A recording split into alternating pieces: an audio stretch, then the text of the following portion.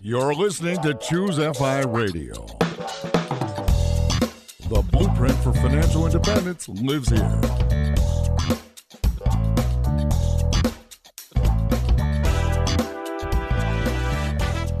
If you're looking to unlock the secrets to financial independence and early retirement, you're in the right place.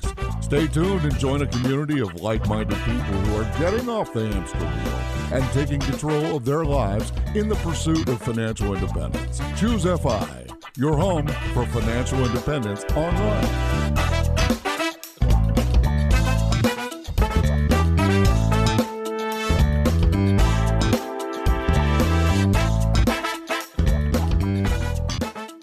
Hey, Brad, can you hear me?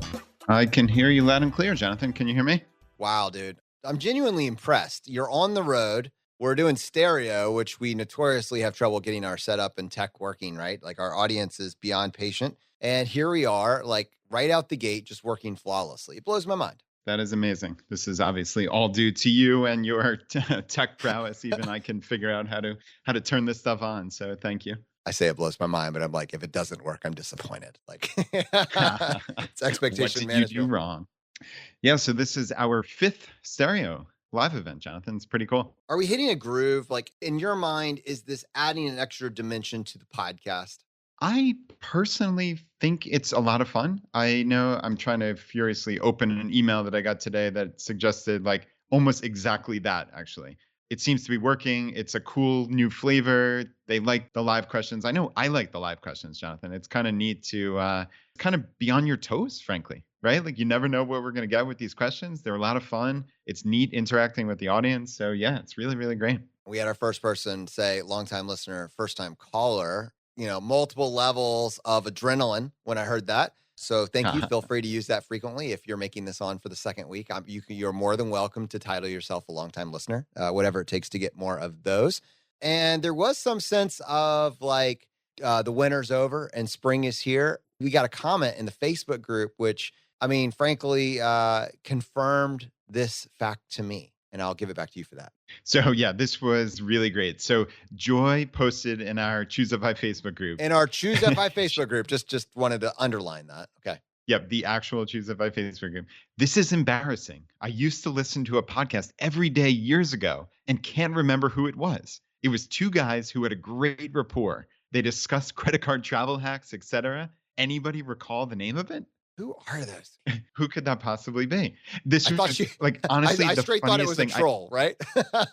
Definitely thought it was a troll. I was actually wondering, like, oh, I feel bad. Like, have we gone that far away from credit card rewards points? And like, or are we not the same guys? Do we not have great rapport? Like, I instantly went to, oh no, is something wrong with us? But yeah, Joy just had a moment there and forgot that she was in the ChooseFI Facebook group, which was hilarious. There were so many good comments on this, Jonathan. I'm going to try to find them, but yeah, it was great.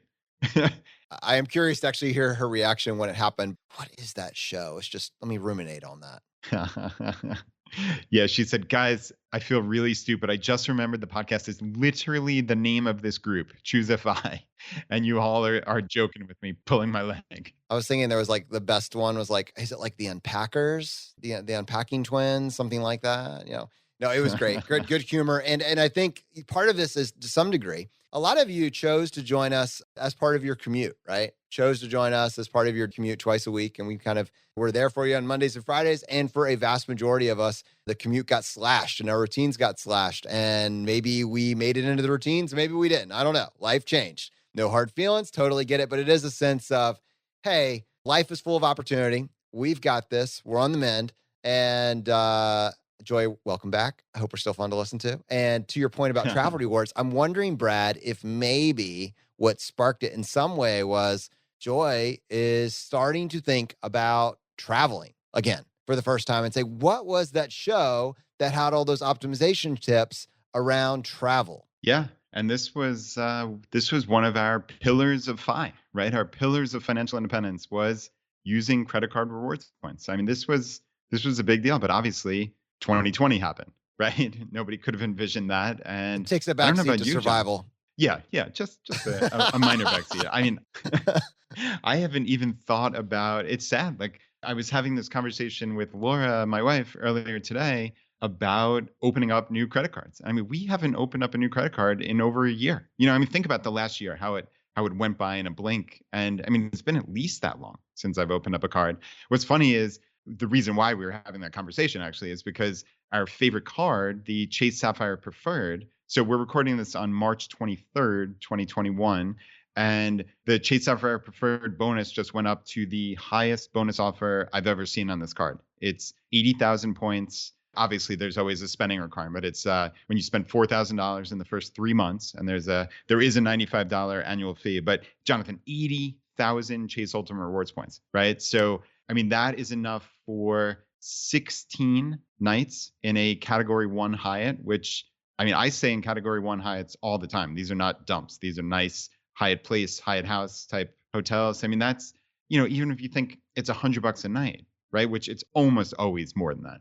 So you're talking $1,600 to maybe over 2,400 if it's 150 a night, right? So that's the simplest way to redeem those points. But we've long talked about just how amazing those Ultimate Rewards points are. So anyway, long story short, yeah, as you know, I can talk about Ultimate Rewards forever. But yeah, it was pretty cool to see that bonus go up today. And actually, the funny thing, and we'll talk about this, is I'm actually kind of on like a pseudo vacation right now. So I am furiously updating. Thankfully, Melissa on our team is updating ChooseFI's site, but I'm trying to write an email to send out to our list. I mean, this is a big deal with that bonus. So it's funny to be on a kind of vacation and try to update the website.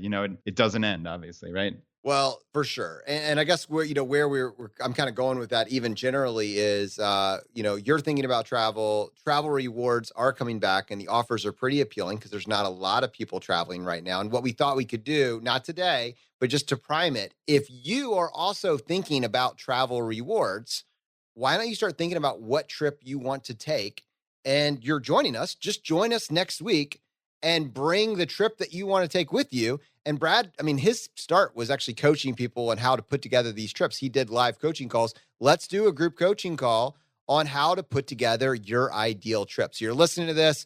I can almost tell you most of the plans that you might want to take, they're going to probably start maximum flexibility. We'll start with one of the cards that Brad just mentioned. And for more information on that, you can just go to ChooseFI.com/CSP. But if you're trying to figure out, all right, well, okay, I understand that this is a great card, or I understand that these points are valuable, but I'm trying to figure out how to steer them, how they might be part of my actual redemption plan.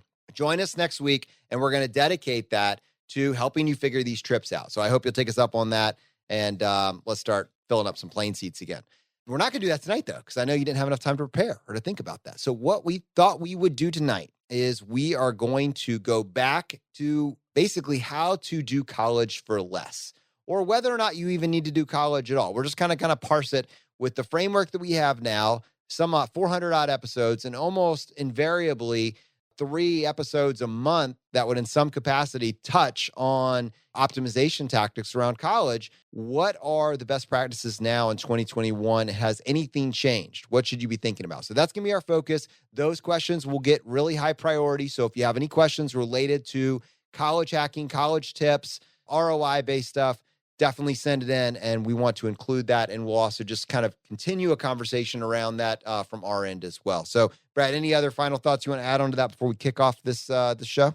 Yeah, I would just say that does sound like a lot of fun for the travel rewards. I haven't done the travel rewards coaching. I mean, Jonathan, I literally, when I started at richmondsavers.com like 8 years ago, I would quite literally at my lunch hour have 30-minute one-on-one calls with people. And I mean, at that point, it was hundreds of people, right? It wasn't thousands or tens or hundreds of thousands. It was just literally one by one, adding up the people to help. It was very, very hands-on, but it was a lot of fun. So yeah, that would be really neat to get back to. So I guess we'll do that next week. That'll be the 30th when we record that. But yeah, for today, anybody who's listening to this live on the Stereo app, if you want to send in a voicemail, we can definitely play them. So I think last week we had some issues. Hold down the button while you're recording. I think that's the absolute key here. We had a couple people get their voicemails cut off. So be sure to hold down that button.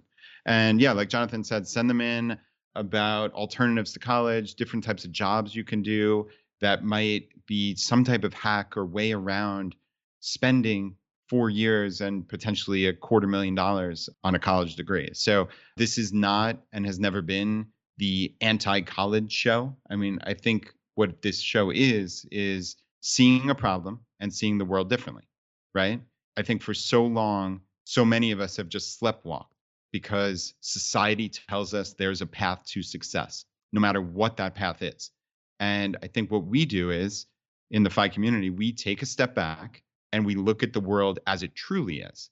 And I think that's something, Jonathan, you especially have hit on in the last couple of years is you would have done maybe, I mean, it's a little excessive to say your life differently, but you certainly would have done a good portion of your education over the last 15 years dramatically differently if you knew then what you know now. Yes. And I would just give myself a little bit of credit. I was during a massive transitional period on the ROI of college and the cost of college, and the information and the options were not as readily available as they are today from my perspective. So I'm trying to give myself a little grace with why I didn't crush it as much as I would have. I would love to be able to tell you that I did. I did not. I finished my doctorate, got my pharmacy degree, and I came out with $168,000 of student loan debt. So tonight we're going to take a look at the ROI of college and how to improve that ROI or crush that ROI. And then, parallel to that, maybe is it even necessary? What are the things to consider? So I would like to start with just kind of this framework. Like if you were to go back like one generation, it was very common for someone my age or your age to be able to say that we are the first person in our family to maybe ever go to college. That was it was something like if you want to make it into the middle class, if you want to guarantee the best outcome for yourself, you need to go to college. College is acting as a gatekeeper to jobs that are paying an above median income. And so if you want to just laws of probability here, you want to be on the other side of that, you need to go to college. And that was a truism.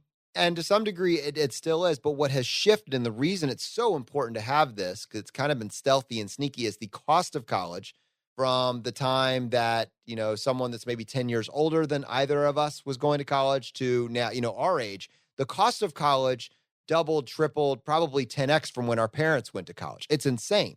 And the earning potential did not. The earning potential did not rise at the same rate. It did rise. It did not rise at the same rate. And so you could have a scenario where someone could cash flow the cost of college, for our parents. And maybe to some varying degree, there were still a few people that could do it.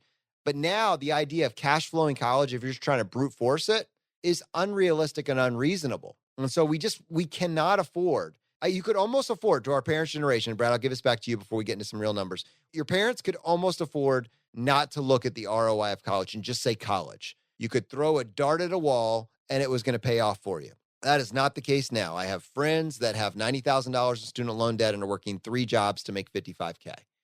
That's a reality. And so to ever talk about college without mentioning or looking at ROI, it's a false and expensive narrative that will cost you a lot of your life. So Brad, that would be just kind of the framework that I want to use for this. It's without the luxury of just not having to worry about ROI. We have to be looking at college through the lens of ROI in my mind. Yeah, I agree. That to me has become glaringly obvious over certainly the last 5 years, and probably more than that, is that this is a dramatic decision. And there are options, right? Like if there was only one option, then okay, you're kind of stuck. But there are clearly options. There are options of whether to go to college or not. And then there are clearly different options amongst colleges, right? So I think what we need to understand is what are we trying to get out of this, right? Like you use the phrase gatekeeper. And I think for a lot of us and a lot of society, a college degree is actually just signaling. It's signaling that you're following the rules or that you could check the boxes to get a degree. But does anybody actually think that by definition, and let me just take a step back. I am very pro education. So let this be as clear as can possibly be. I think education and educating yourself over your entire lifetime is critical. I mean, I know I said this last week. If it were up to me, I would read 5 hours a day. I think it's just the best way to learn, to see the world, and to understand deeply. So I am about as pro education as a human being can possibly be. I am not pro closing your eyes and just following what society says because that's what's always been done.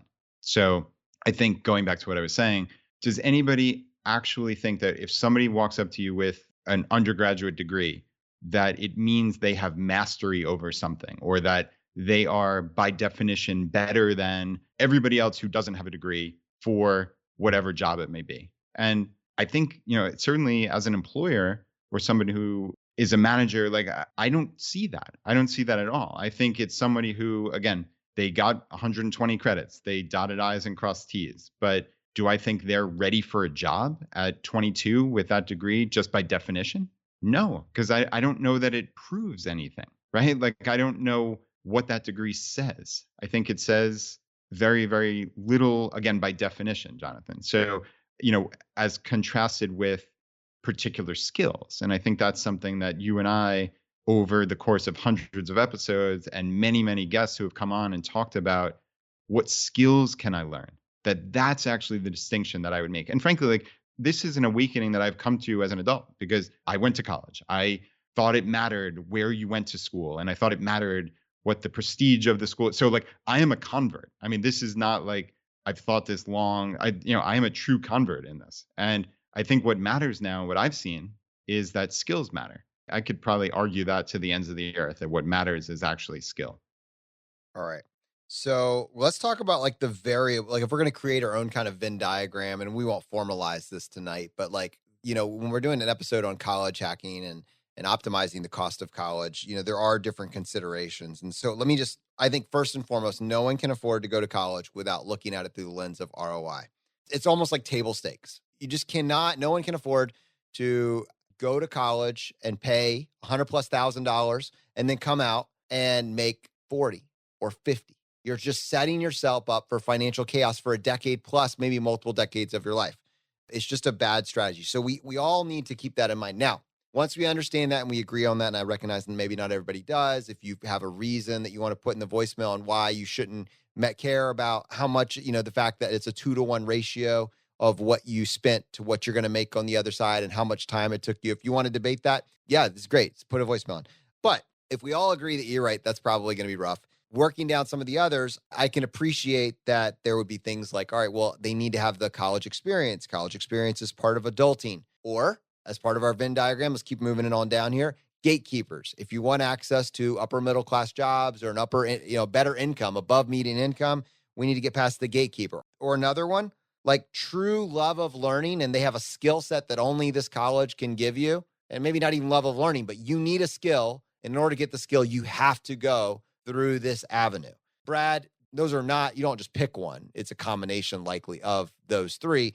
But is there anything else obvious that you would want to add on to that? I feel like most people's incentives to go to a college is probably wrapped up in some combination of those three.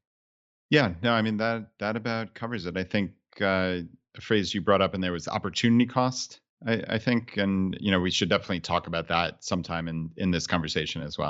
All right, cool.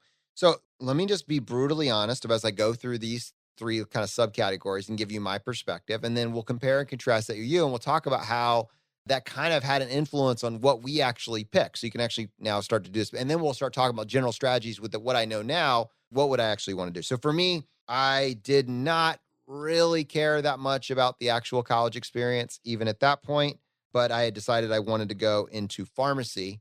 And so college was going to be the gatekeeper that would, had to go to this 4-year institution in order to then get into pharmacy school. So since the college experience was not particularly important to me, the prestige of the college was not particularly important to me, I did 2 years at a community college, and then I did 2 years at Virginia Tech. So I graduated my bachelor's degree at Virginia Tech, and then I went and I transferred that into pharmacy school here in Richmond, and I got my pharmacy degree there. Now, the reason I point that out, the college experience was relatively low on my list of priorities. So I could see some individual, they might write off what I just did because, well, you're not getting the full experience. I'm fine with that, but you might not be. And so like we can talk to Brad now a little bit more about his path, and we can just do a little pros and cons there. And then we'll kind of talk about optimizing these and what it could save you and how to kind of work through that. So Brad, as you think through the same list, what was your goals by going to college?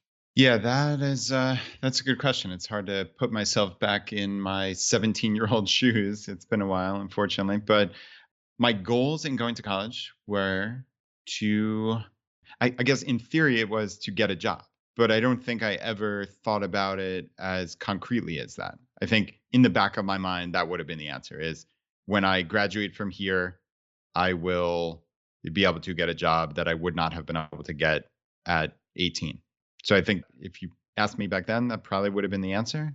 Yeah, my college search was an interesting one because like I said before, I think partially the like prestige of schools mattered to me, but luckily it didn't really matter that much, which is I know a weird kind of mix there.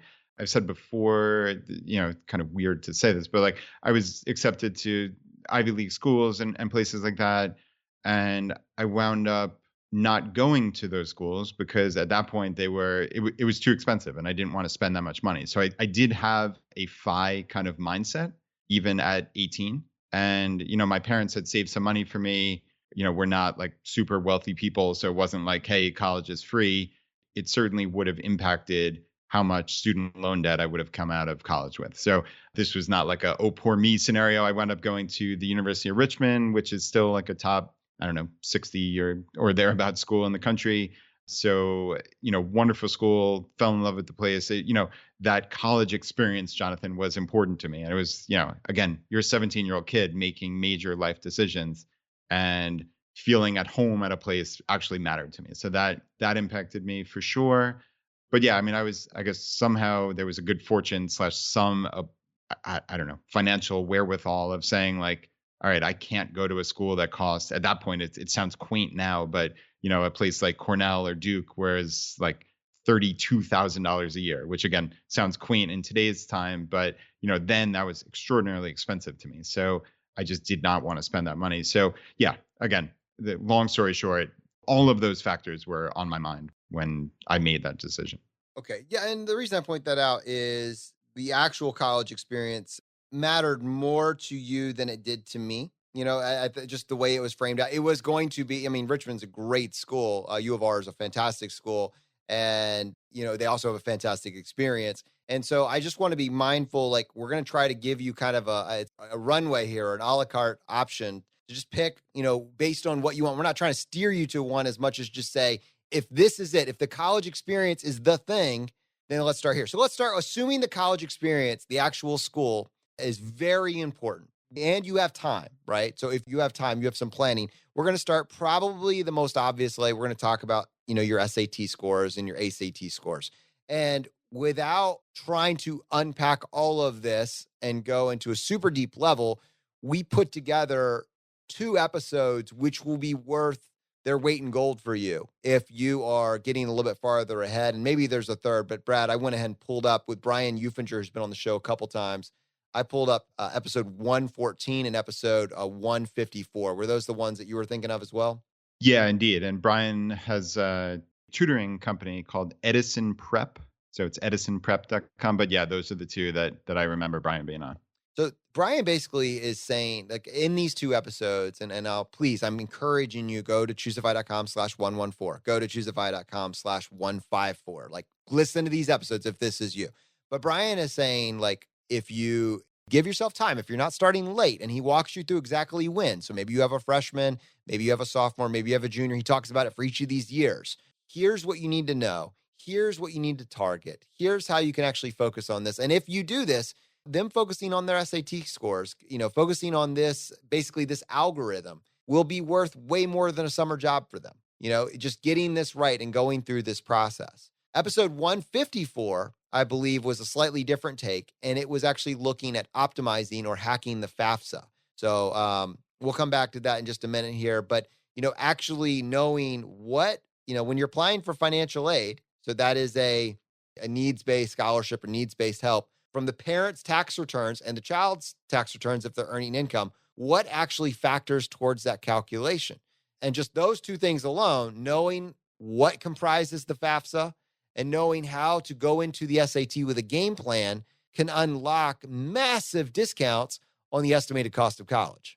Yeah, those episodes were real eye openers for me. I mean, it's again, it's the FI mindset, right? It's thinking long term. And I think that if you could sum up what is the FI mindset, it's long-term thinking. It's some planning, it's foresight, it's knowing the rules of the game, right? And Jonathan, to me, those episodes with Brian, that just personified it. It was exactly that. It's all right, instead of when your kid is 17 and a half, start to think about, oh, what am I going to do for college? How am I going to save? How am I going to cut down potentially on the, or increase the aid ultimately that we're going to get?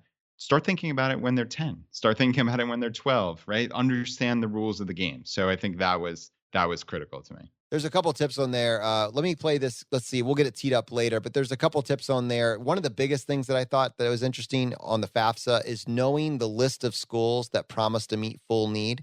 So there's some schools that offer full need. Like if you qualify, they will cover everything. In fact, we can come back to U of R. I think U of R, there's a pretty interesting caveat on what U of R covers versus schools that will do what's called gapping, where they meet the difference between what your expected family contribution is and what the actual tuition is, something like that. So you have your amount that you have to pay, and then they just cover the difference. So knowing the list of schools that promise to meet full need, be very careful what blankets you're using, sports blankets you're using when you have your kids wrapped up in them. And they're like, no, I have to go to Virginia Tech. I have to go to UVA. You have to go to that school right across the state lines. Be very careful if they've already decided from, right out the gate, they're just going to go to this one school. If we can say, hey, here's a great list of options, pick which one you like the best, and we'll target that, you're giving yourself a lot more freedom. So just a quick tip there. Brad, I thought we could pivot just slightly. We can spend a little more time here if people want. This article, by the way, Hacking the FAFSA at ChooseFI.com, which again, you can access by going to ChooseFI.com/154,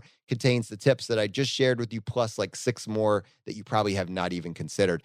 But the place I wanted to pivot next is actually the scholarship game. So we have 2 different types of scholarships. We have needs-based scholarship, which, yes, you're going to want to know how to game the FAFSA, what goes into the FAFSA. But then there's the other half, which has nothing to do, absolutely nothing to do with what showed up on your tax return last year. And it's a merit-based scholarship. And so, Brad, there were some amazing tips that were rolled out on the show for the last couple of years around that. And I'll give it back to you just to set up, and then we can dive into it a little bit more.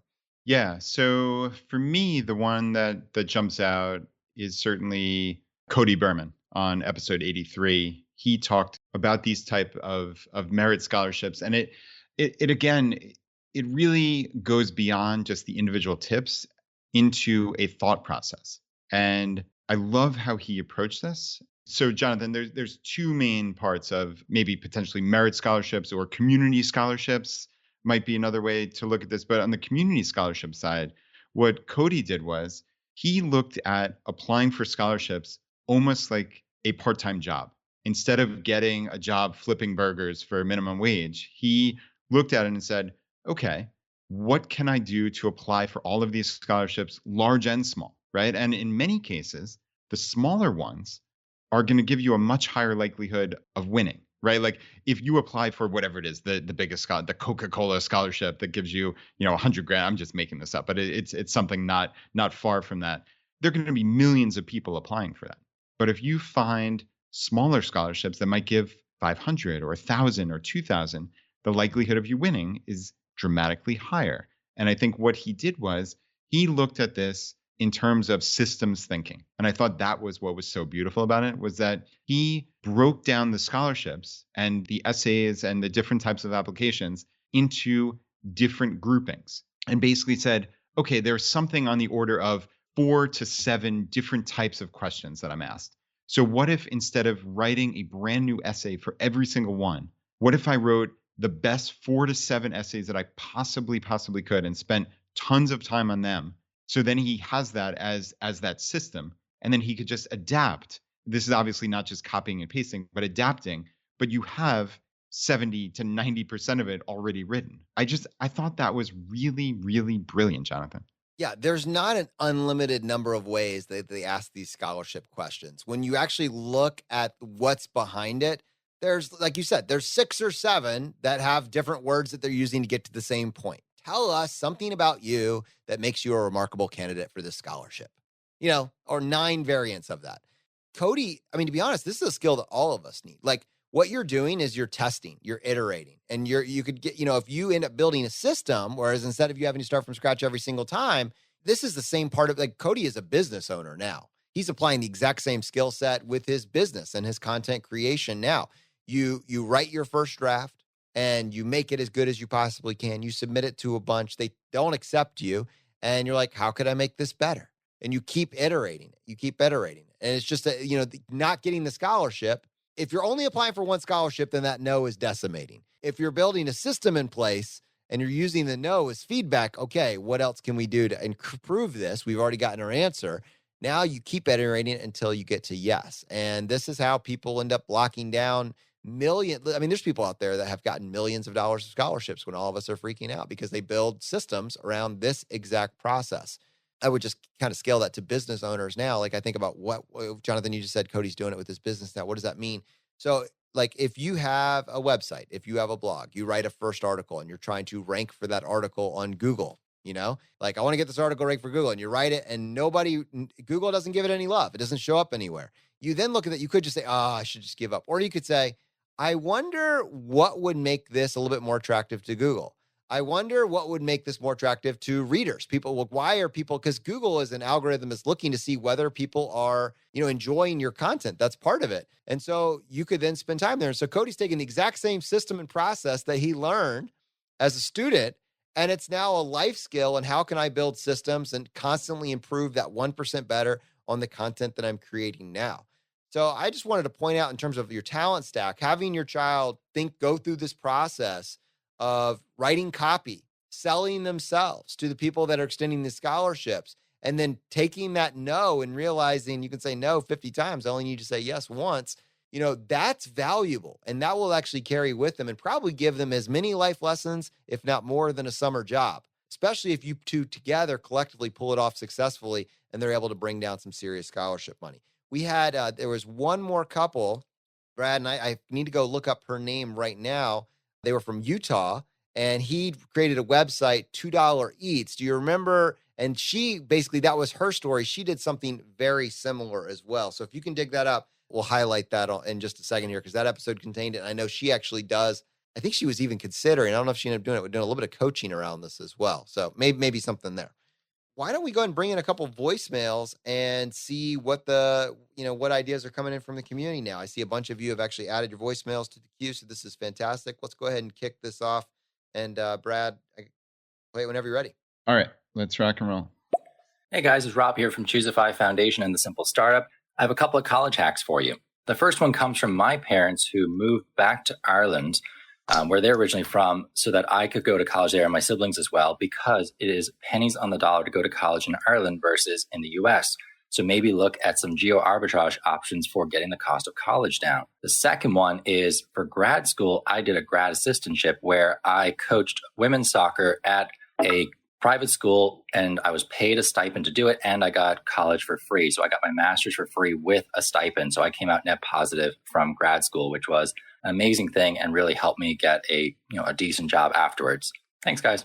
All right, so we're talking about, so let's extend this out. One is there a way that I can actually add value to the university to get discounted or free tuition? And so at the graduate level, Rob crushed it with that, was able to get his master's using that. Brad, that would actually scale to undergrad if people were to look into the RA program. And I think we talked to Anthony Gary, who was really highlighting how he had gone to college for profit, leveraging that exact program. Yeah, wow. That's a good memory, Jonathan. Yeah, I think you can get a significant amount of money depending on the college. I think that's what Anthony said, is every college has something different. For many, it's your entire room and board, which can be a huge amount of money. I mean, I think at some colleges, it's even partial tuition. So yeah, it can be pretty significant. All right, that's episode 138, How to Get Paid to Go to College with Anthony Gary, ChooseFI.com/138. Consider this a springboard to get you to the exact content that matches up to where you are in the Venn diagram that we talked about earlier. Okay, as we move down this list, let's mention just one more thing there on the scholarships. Niche scholarships are another one. There's a few just to be aware of. One of them is the Caddy Scholarship. That's one that we talked about with Noah and Becky. Brad, I know that was always one that just totally baffled you that was out there and that people were doing that. It was common knowledge inside that niche. Or rather, that was the point, is that it was only people inside these small circles that knew about this. Why doesn't everybody know that this is a thing? That one was amazing. Yeah, I remember Noah and Becky. I guess where did they go? Purdue, I think it was. So, I mean, Purdue. it was a top tier college as golf caddies, a golf caddy scholarship. That was remarkable. And there's so many of these. I think that to me, Jonathan, was when I really started thinking about this, like this crowdsourcing concept of like, how do we put all this stuff together and just get a repository of it where we can all, as a FI community, put these little random pieces of information together, right? Like if you can do that, then we've got something. And we still have yet to fully realize that, but I think maybe this episode can help galvanize that. I mean, this episode's a repository. We're just showing you, we haven't lost or forgotten these. They haven't been lost to time. We're circling the wagons here. We're saying, look at all this amazing stuff that's been uncovered and just go use it. You'll save a bunch of money. So niche scholarships, that was one. Brad, I think, let's see, we'll talk about military scholarships. That's another one. I think we've got 2 voicemails coming up on real good ones here. So let's see what we've got. Do you have any advice on how to incentivize your kids to apply for scholarships and choose an affordable college? Thank you. I would happily either work with them or pay them or whatever funds they were able to get, double that in some capacity, like 1-to-1. I mean, I would gamify the heck out of this. And Brad, I hope you and Laura are going to do something with your daughters, because I know that was something like Laura, as soon as she heard about this kind of building this system out, I know that was something that really sparked her interest with Anna. Yeah.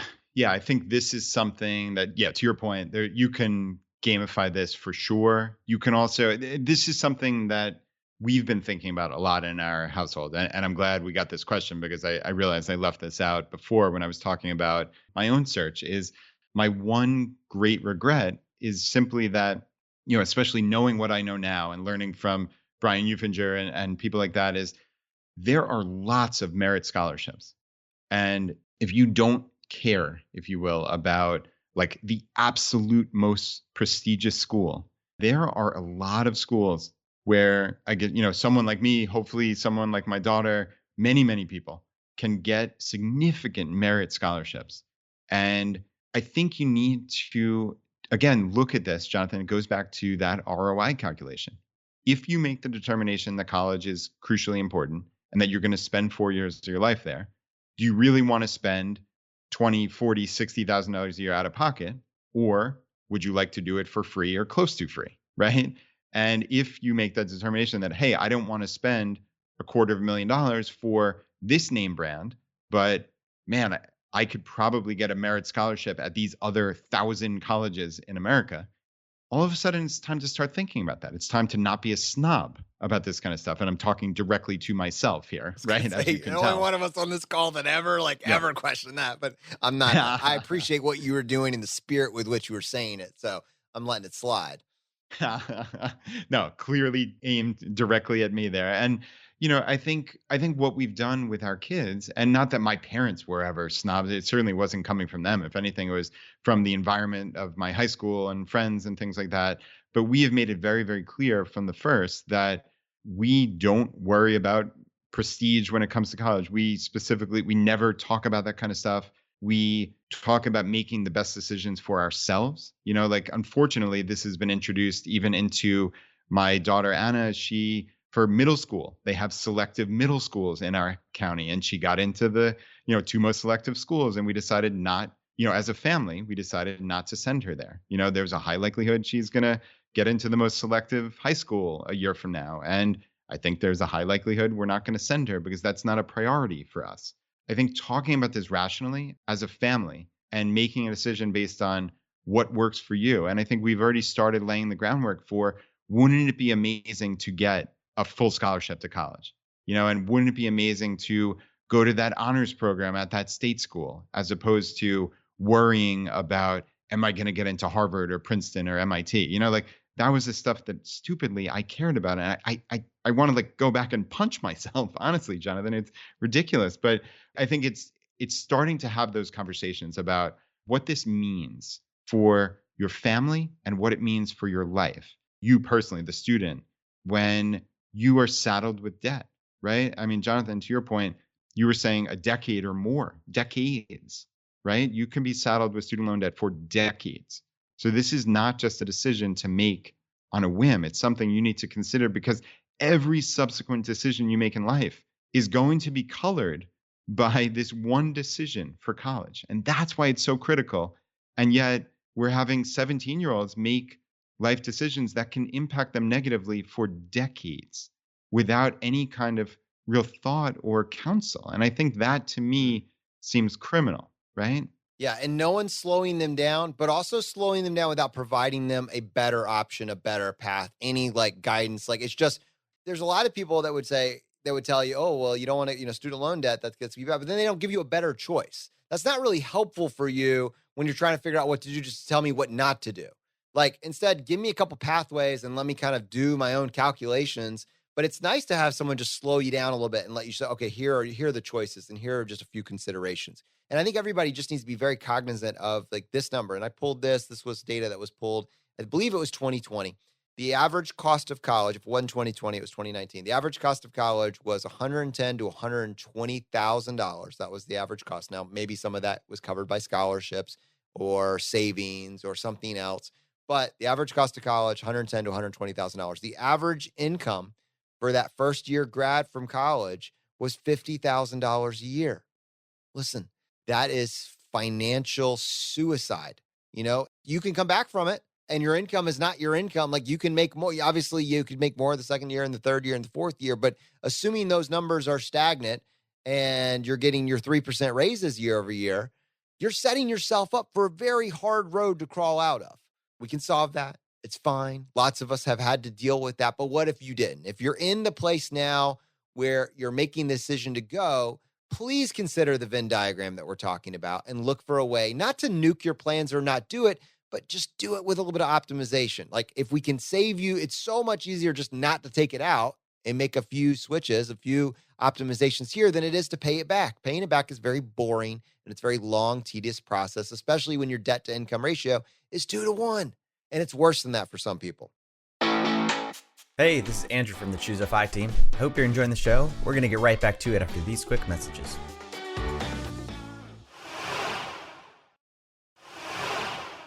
I wanted to just say one more thing here on the, hey, go lean in and do hard with the SATs. SAT prep may be something to consider in getting paid SAT prep. If your plan is, I'm going to crush the SATs, then that might be the way to do it. And I would have told you that back in 1999, I would have thought it's probably just like buying some sort of Kaplan book or something like that and trying to go through it. And I'm sure I've bought many of those like monster paperweight type books that they just end up being paperweights that you throw out when they're 8 years old. And you're like, well, I don't know, maybe my child will use it. No, they won't. No, they won't. What I would just say is if you're looking at actually crushing the SATs and that's your strategy, I would highly recommend that you look for someone to help you with that process and be willing to pay a fee for that. I mean, it's just something to consider. But if that's the process you want to go to, take a look at it. Brian Euffinger, he works at Edison Prep, really convinced me of his value. And I can't account for every test prep person out there. But Brian Euffinger is a hidden treasure. Now, here's the problem with me telling you to go check out Brian Euffinger. He says, my business is the least scalable business in the world. Oh, well, he's actually, Jonathan, he's pivoted. Oh, really? Yeah. With obviously 2020, he has had, and I'm going to his website right now, but I know he pivoted to online courses. So keep talking, but let me confirm that. Yeah. Okay. All right. Well, maybe you can access. I was going to say this recommendation will only work for you if you're in Atlanta, Georgia. So if you're in Atlanta, Georgia, go to edisonprep.com and just check them out and see if it's something to do. But if Brad, you're telling me if he's scaling out, maybe it was limiting belief and he figured it out. Yeah. I mean, he certainly had online courses in 2020. I suspect that he's still, virtual. I'm on his website now. He has virtual classes. That's amazing. All right. edisonprep.com. So SATs, don't do the Kaplan book. I mean, maybe do the Kaplan book. But what I think his big advice was, do not do a big box center, test prep company on this. And that sounds very self-serving, but here's the case that he's making. You're getting basically some intern, being paid, $13, $15 an hour that's just going through the chapters with you. It's minimal additional value. Whereas the approach that they take is very holistic, looking at your actual goals. And he looks at it through a very FI lens. So I think by the time that you listen to episode 114 and 154, you'll know why I would take the time just to mention him specifically. Yeah, and I think the point there is, again, it's knowing the rules of the game.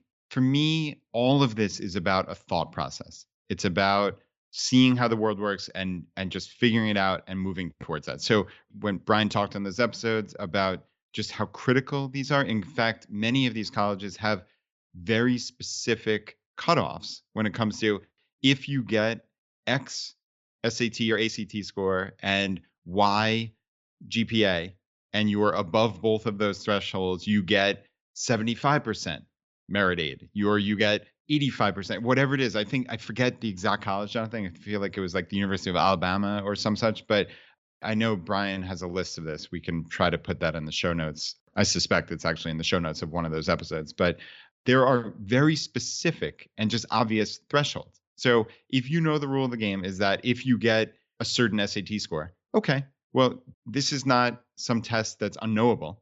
You can study for that. Like you said, instead of getting minimum wage for flipping burgers, this might save you tens upon tens of thousands of dollars just by knowing this test. That to me seems like a slam dunk. So yeah, I thought that was incredibly cool. And yeah, Jonathan, should we load up another? We got another voicemail here. I know you mentioned the military. I think that's something that's an interesting order. Do you have further thoughts on that? Let's hear the voicemail and then we'll react to it. All right, cool. Hey guys, my name's Chase. I just wanted to talk to you real quick about the ROI of college in the military, specifically the National Guard. So here in Florida, we have an extra program on top of the normal federal benefits for tuition assistance that actually allow me to pay the school out of pocket.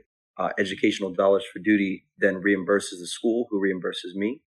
And thanks to my civilian career, I'm able to, once I pass the class, submit the transcript and all the costs of books, everything like that.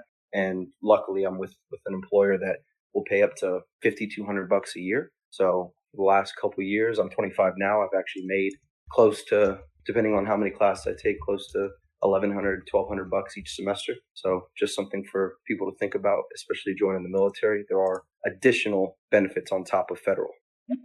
Yeah, this is, I think really understanding the full benefits that come with a military career is worth a podcast episode. If you're considering a military track, you got to look at the whole package. Your actual base rate is just the tiniest little piece of what is coming with your compensation package.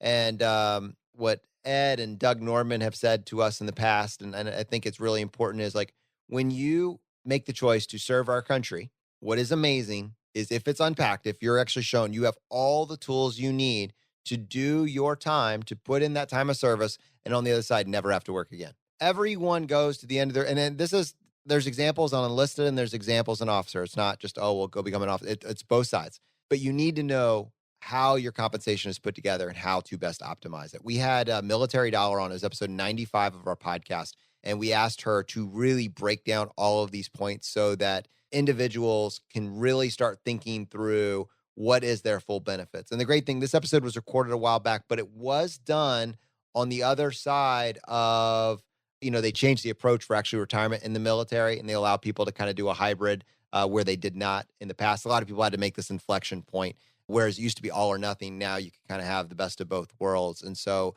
this episode 95 walked you through just how to understand what your military compensation package includes and went into the details around really optimizing for college and for the GI Bill as well. Just wanted to point that out to people. Yeah, I think, like you said, we're going to have to get an actual expert on here to talk about all the specific benefits. But I know just off the top of my head, there's ROTC and there are the military service academies. So, I mean, there are a lot of options when it comes to saving money on college with the military. Now, clearly, it goes without saying, this is not a decision to make lightly.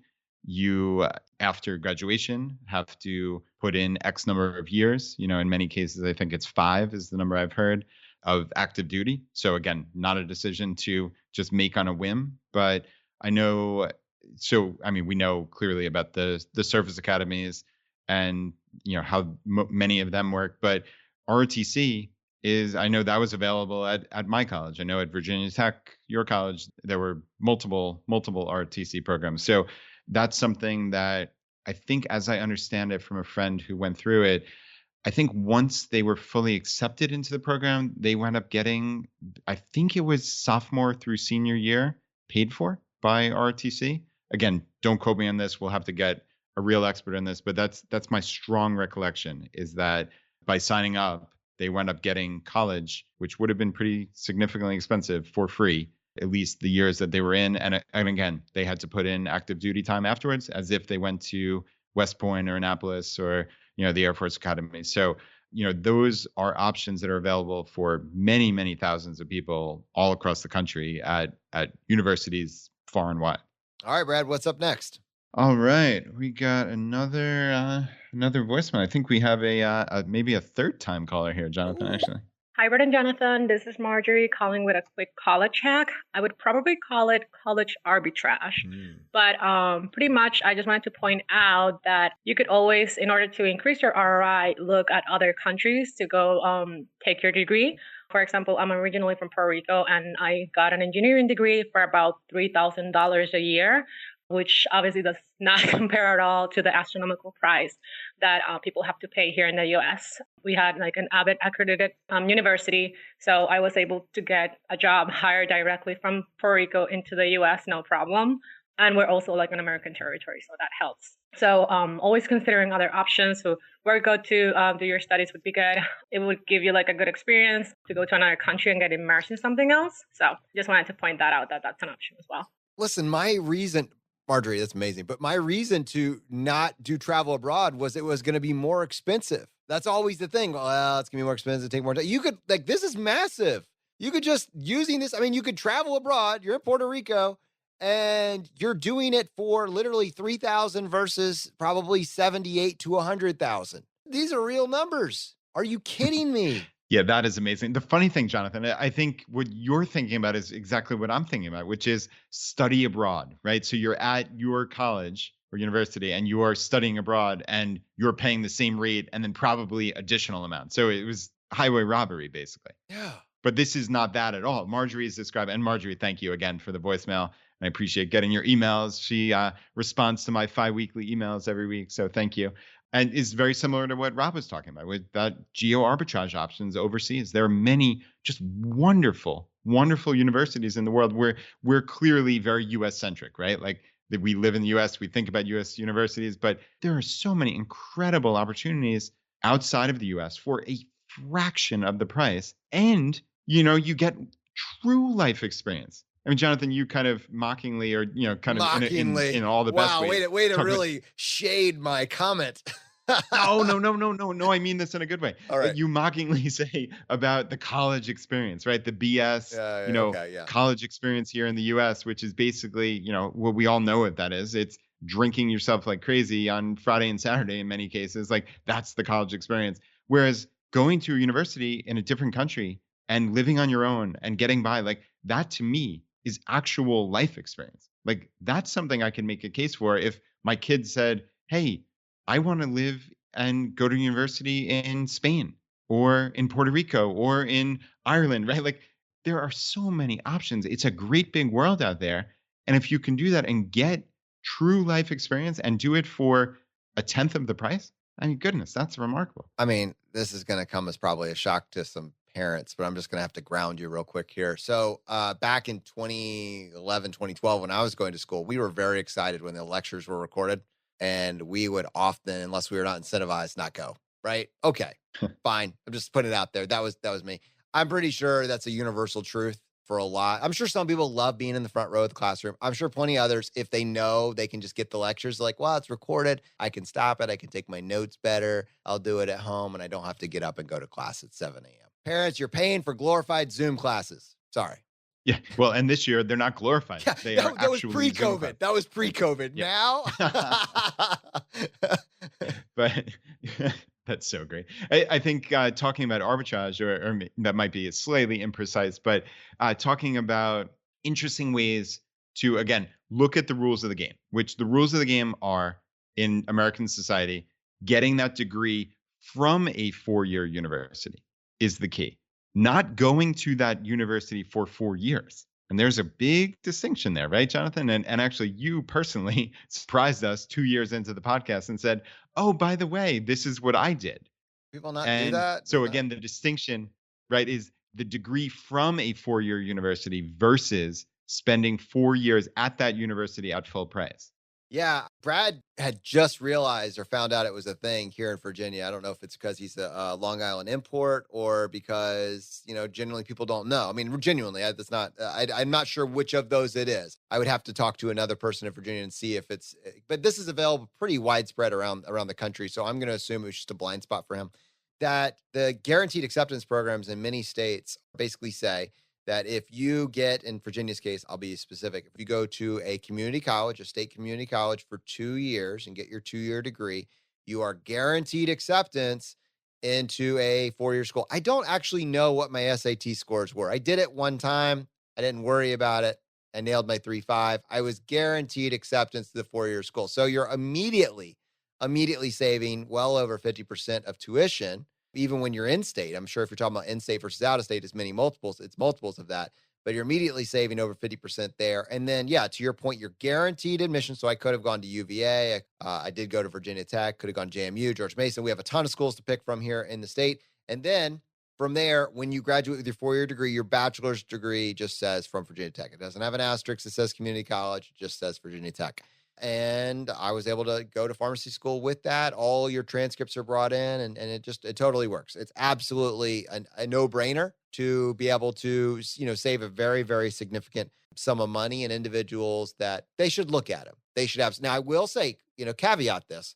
I noticed at the time, my plan was always go to a 4-year school, and I was not as intentional as, okay, let me give you the full spiel here. It's important because it would have saved me some time, would have saved me some money. If you take that approach, you have got to be serious. Community college, I don't know if it just has a not serious aspect about it, or you have a lot of students that say they're going to go to college and maybe work a second job, but it's just not a priority from them. That's not, it's some sort of self-selecting nature of the kids that go through the gauntlet of getting into a 4-year school, end up at a 4-year school. And the kids that take the easier path, potentially of going to community college, sometimes just don't take it as seriously and they tend to drop out. I don't think that has to be true. I just recognize that it bears up, not with the non-traditional students. People going back, they crush it. But the 17 and the 18-year-olds that are getting in there, a lot of them, and I had some friends end up taking a 2-year degree and stretching it out over 5. It's not the point, right? It's a very mercenary play. We're getting in and we're getting out. And this is where I messed up. I was just trying to get a degree. I realized by the time that I graduated and I was now guaranteed acceptance and I was going to Virginia Tech, you go into the admissions office, to the guidance counselor office, and you're trying to figure out what credits will transfer. And suddenly you realize that they don't all transfer. Only the ones that are on the map of what Virginia Tech offers. So your little underwater basket weaving that you took there is this fun one-off because it was fun. Oh, wow, community college offers this. Well, your plan wasn't just to go to community college and get a 2-year degree. It was to go to Virginia Tech. So if your plan is to get into a 4-year school, you need to almost first go to the 4-year school and look at the courses that they accept from Virginia Tech, and then just take those and then figure out what else you need to get your associate's degree. And there might be 1 or 2 extra, but because I did not take the approach that I just laid out to you, I probably ended up taking 5 to 10, somewhere in that range, classes that I did not need to take. Maybe I'd have to go back and think, but it was probably a solid 13 to 18 credits did not transfer. And if I'd known this, it's a big tip. It really is. Yeah, that's a great tip. And I think that's actually when I learned about this. So yeah, it's the guaranteed admissions program. And then in Virginia, and like you said, there are, I suspect, many states in the US that have something similar. But it looks like every single Virginia university has slightly different requirements. So they have slightly different GPA requirements, slightly different course requirements. So you need to, as an 18-year-old kid making this decision, you need to really dot the I's and cross the T's. You need to be certain that you are locked in. I mean, that's a real life skill to be able to do that, because they do not, from all the research that I've done, this is not made easy for you. And Jonathan, to your point, if you miss a class or two, it's not going to happen then. You have to take an extra semester, and that's half of a year of your life potentially, right? So like there are ramifications for not following through, as I said, dotting I's and crossing T's. Now, that said, like, man, what a cool way to get 2 years of college for nearly free. And in the case, at least of the state of Virginia, you can get into, you can have your cake and eat it too, right? So it goes back to, sure, I may not care all that much about the prestige, but if they're going to give it to me for free, Well, I'll I didn't take say it, free. right? We'd have to cross-check free. A community college is not free. It's probably 25%, maybe as much as 30-40% of what you would pay at if we're heavily No. And that's discounted. not what I meant in a joking way of, hey, if I can get into the University of Virginia, which is an extraordinarily difficult college to get into out of high school. Yeah. But if I can go to a community college, Okay. and again, pay for 2 years of community college, I was being facetious there. Gotcha. That was a I just poor remember choice of I was words. cash flowing that. I was, my parents helped a little bit. I was like, oh, my son, those hours count. It was not free. First of all, No, it definitely is not free. Yeah. An inartful use of words by me, so I apologize. But right. So if you can go to one of these community colleges for really pennies, a couple $1,000s over 2 years, and then get guaranteed admissions to UVA or William Mary or any of the other top tier, Virginia Tech, James Madison, all these top tier universities, you don't have to get the good SAT score. You don't have to have the perfect high school record. You are guaranteed admissions, right? So you get a degree from a world-class university and you only paid for 2 years of it, plus that little bit you paid at the community college. So, I mean, to me, something like that is just, that was a blind spot for me. As you said, you rightfully said, like, I don't think, at least to my knowledge, that anything like that existed in New York at the time. But, I may be wrong about that. But yeah, I was very pleasantly surprised to learn about that here in Virginia. All right, so let's talk about a couple other strategies that are somewhat related to this, and we're gonna quickly breeze through both of them here, but they're super valuable. So one is basically the idea is, how can we just like test out of college? And there's two different approaches that you can take to this. One, actually, in our company, Ed, him and his kids have actually leveraged this. It's dual enrollment. So when your kid is in high school, AP classes can potentially transfer to college. You get college credit for AP classes, depending on the grade you get. But your other option is legitimately just go take a college class and get high school credit, right? And that is called dual enrollment. And Ed used that with his sons, Zach and Xander, both of them in Washington State. I'm trying to remember which actual university it was, and I'm going to get it wrong, but it was in the state of Washington. And they were able to get college credit for their high school classes. By going to take these college classes, it worked both ways. So that is one way that you could effectively eliminate the need. The other one that I'm going to spend, Ed tells me it's UW. All right. So for those of you that want to clarify, that's UW. Now, the other one that I'm going to spend a little bit longer on here is actually CLEP testing. This one blew my mind a long time ago. It continues to blow my mind today. I mean, when Brad talked about what I did and it's kind of hard, so you got to do your homework. This is really hard because they don't want you to know about this. Colleges do not want you to know about CLEP testing. It's up front. They make it very hard to find this information, but when you find it, you can quite literally test out of college. And we did an episode with Millionaire Educators, episode 238, most recently, where we just had him break down the strategy because he got another degree during the first 60 days of COVID. From scratch, he got another 4-year degree in 60 days. I think something absurd like that. Just a test to prove a point that it's actually possible. You could not lock down your bachelor's degree. And I think for him, it was totally free, but he said even now you could do it for like a couple $100, probably totally. You could have a bachelor's degree in 120 days. Now it's gimmicky. You got to completely let go of your desire for the college experience for this. It's so off the rails. But if your goal is to get a bachelor's degree and do it inexpensively, and you feel like that's holding you back and you want to do this, like, check the box and look into CLEP testing. Holy crap. Episode 238, ChooseFI.com/238. He breaks it down step by step and shows you what he would do if he were doing it today. Yeah, and he gave some amazing resources in that episode. I think he talked about modernstates.org for CLEP testing. And there was another, you talked about that extra degree he got just at the beginning of COVID in 2020 at sophia.org. And I think some of the details I think it was free at the time, but it's still a pittance. So definitely something to look into, just again, for options, right, Jonathan? That's what this is all about. And I think we've got, speaking of options, we've got another really good voicemail here. So I'm gonna cue this up. Hey, I just wanted to leave a comment about this program called Scholarship for Service. You can visit sfs.opm.gov for additional details. There's a few different universities that participate in this, and they basically pay for your entire schooling. You get a $25,000 a year stipend And once you're done with school, you do have to work for a government agency for, I believe, about 4 years or so. But regardless, there's some major benefits. And then, also, if you do want to stay stateside, this is a great option to not have to use geo-arbitrage for reduced price in school. I believe he just said they pay for college and you get the stipend. And the worst part of this is on the other side, you have a guaranteed job. That is amazing. Yeah, it was a little hard to hear the voicemail, but yeah, scholarship for service. I think he said sfs.opm.gov.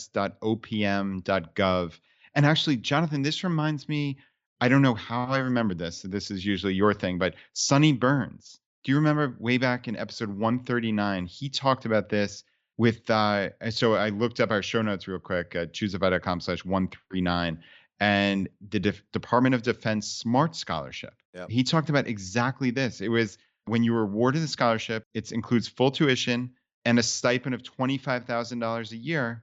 This is the exact same thing that our voicemail caller was talking about. I would almost be willing to bet.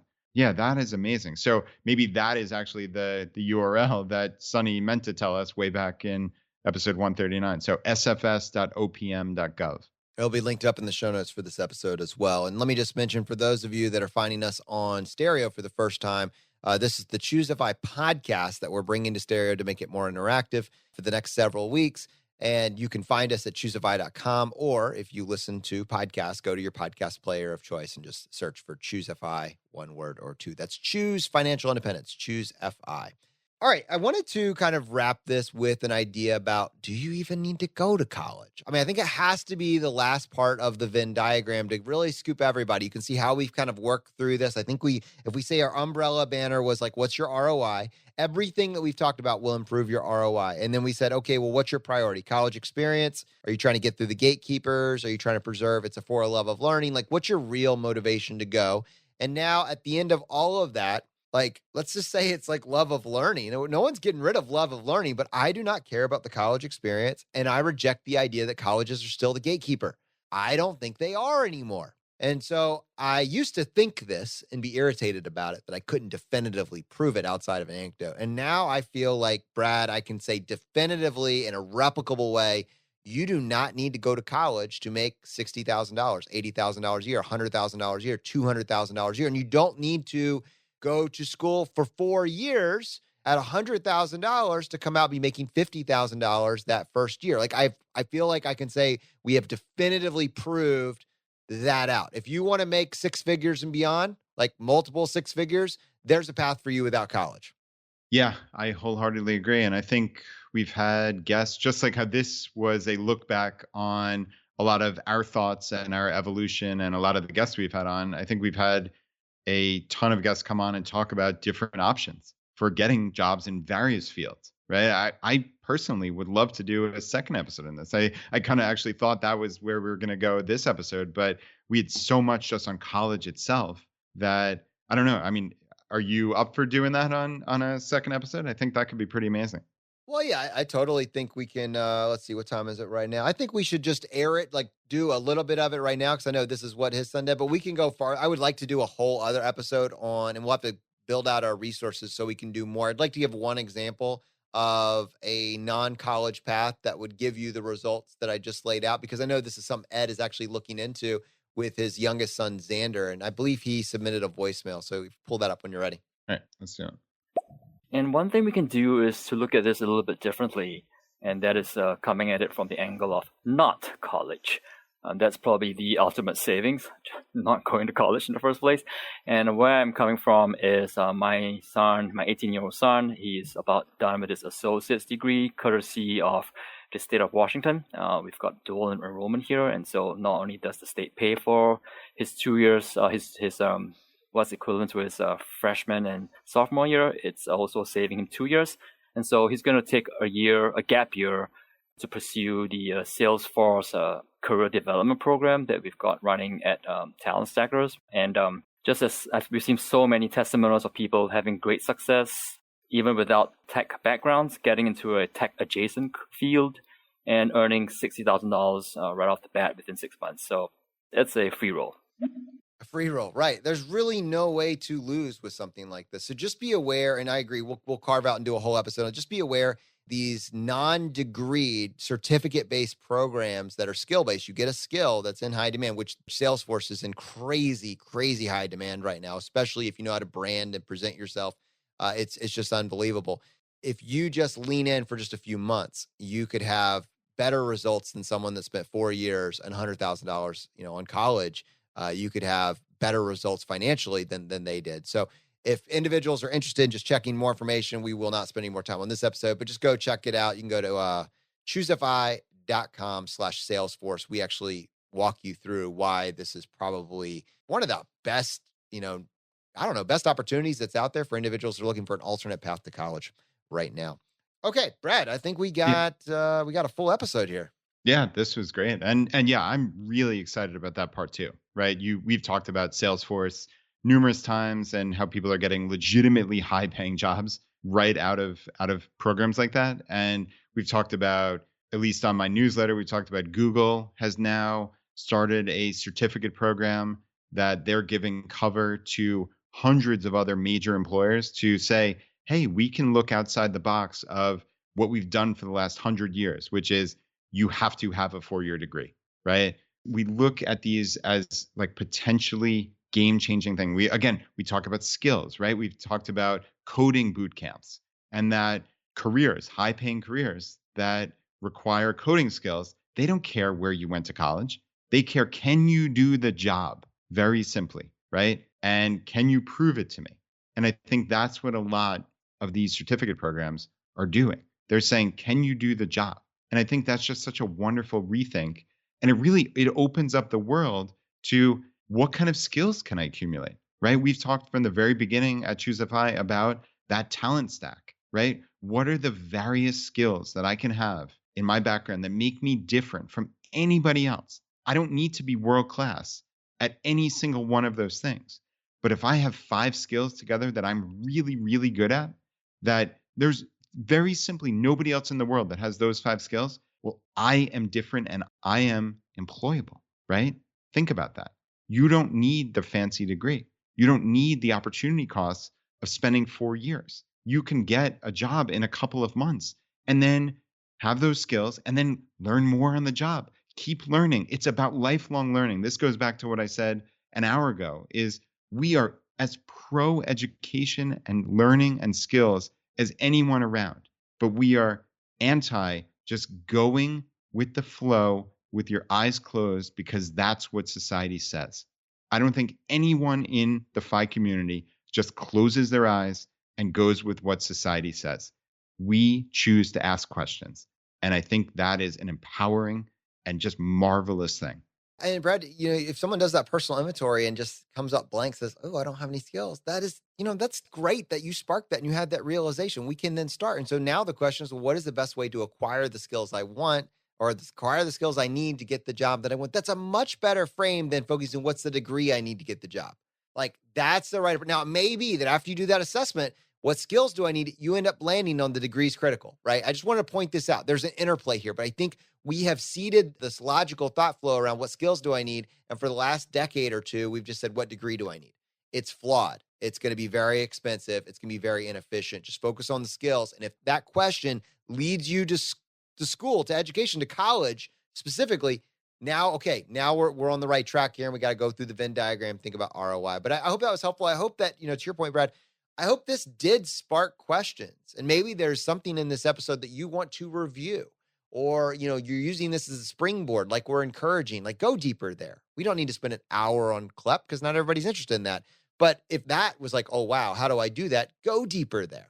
So let me encourage you, go to ChooseFI. Just like, I know we threw a lot of links at you and hopefully you grabbed the ones that you needed. But if you missed all of them and you're like, do I need to go back and listen to it? Just go to ChooseFI.com/college. Like this was our promise. We're putting all of the content there for you. Make it very easy for you to find all the resources that you need. That's ChooseFI.com/college. I hope you found this episode valuable. Share it with friends and family. I think it can save you decades of your life. It can save you hundreds of thousands of dollars. I don't think that's hyperbole. I think if we were looking at aggregate people that take action on these, there's millions of dollars of savings here for the community when you take action on these ideas, only if you take action. And with that, the fire is spreading, my friends. We'll see you next time as we continue to go down the road less traveled.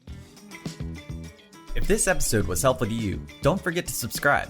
If you want to help spread the word, please give us a 5-star review and tell your friends about us. We can be found on Apple, Google Podcasts, Spotify, and anywhere you listen to podcasts. While you're there, don't forget to check out our other shows like Everyday Courage with Julian Johnsrud and Rebel Entrepreneur with Alan Dalnigan. If you would like a free bite-sized course to jumpstart your financial independence, check out ChooseFI.com/challenge. ChooseFI is produced by Andrew Mendoza and Zachary Tan and is a production of ChooseFI Media Incorporated. ChooseFI.com is managed by Annie Shealy with William McVeigh, MK Williams, Melissa Lagerquist, Liz Kessler, Stephen Heptig, Kelly Black, and Jennifer Ma. And Ed T is our CEO. Thanks for listening.